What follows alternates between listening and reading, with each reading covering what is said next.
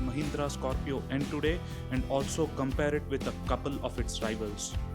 Scorpio-N has been very popular since its launch. It shares the name with one of India's favorite mafia SUV, the OG Scorpio, and the commonalities end there. There is nothing much that is shared between the two. The big daddy of SUVs has a huge footprint.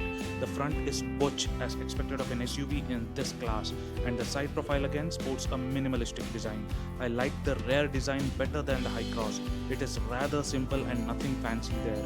It has a long wheelbase with wider, lengthier and taller dimensions. Sports 255 by 60 18-inch wheels on the top end. The interiors are closer to seeming dated for a 2025 timeline but elegant enough to stay relevant. It includes an 8-inch touchscreen with Android Auto and Apple CarPlay, a 12-speaker Sony system which works well, a wireless charger, dual-zone climate control, keyless entry, electrically adjustable seats, cruise control, sunroof, etc. AC is very good. Some features like ventilated seats and auto-dimming IRVM have been added recently in 2024. The second row offers both bench seat and captain seat options with good knee room and headroom. The third row, as usual in most 7-seaters, is good enough only for kids.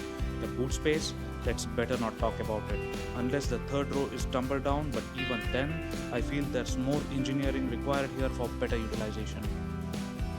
The Scorpio-N offers a 2-liter turbo petrol and a 2.2-liter turbo diesel engine, and the one I'm driving is the diesel manual 4-wheel drive version, which has 172 HP and 370 Nm of torque, outperforming several competitors in its class.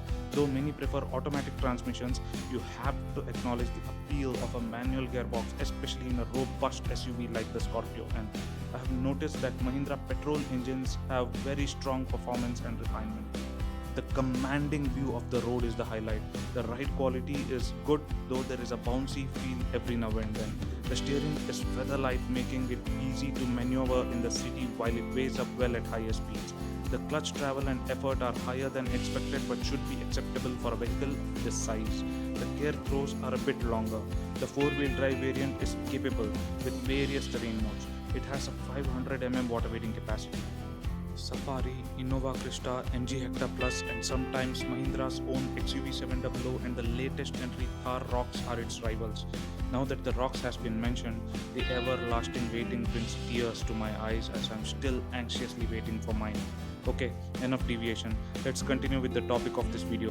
Some end up comparing Scorpio-N with the Fortuner, though there is a significant difference in pricing. So, a few points comparing the Scorpio-N to the Fortuner.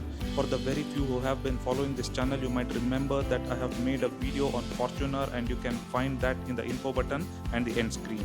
The cabin of Scorpio-N is roomier compared to the Fortuner. Well, I sometimes feel that some of the hatchbacks are more spacious than a Fortuner. Okay, Scorpio-N is a great alternative to a used Fortuner with more space. The Fortuner has a more old school look while the Scorpio-N has a more modern and boxy design comparatively. I feel that the interiors of Fortuner feel dated, but Scorpio-N interiors can be considered a notch up comparatively due to soft touch and other features. The Fortuner has better storage with more cup holders and a large center armrest. The Fortuner will any day be much faster than the Scorpio-N with 2.8-liter engine, 201 bhp power and 420 Nm of torque.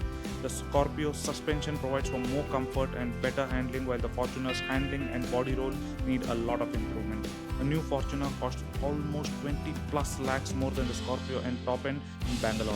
Scorpio-N offers more bang for buck than the Fortuner in departments of features, space, practicality, agility and ease of driving in the city or long distances. Now, a few points comparing the Scorpio-N to the Thar Rocks. Rocks has a boxy butch design, and while the Scorpio-N also sports a boxy design and looks more like a traditional SUV, Rocks is more boxier. Thar Rocks has a premium feel with a modern dashboard layout and quality materials in the top end especially, and it has a seating capacity of 5. The Scorpio-N's cabin is spacious and well appointed, seating up to 7 and lacks some top end features compared to the Rocks like the panoramic sunroof, 360-degree camera and ADAS.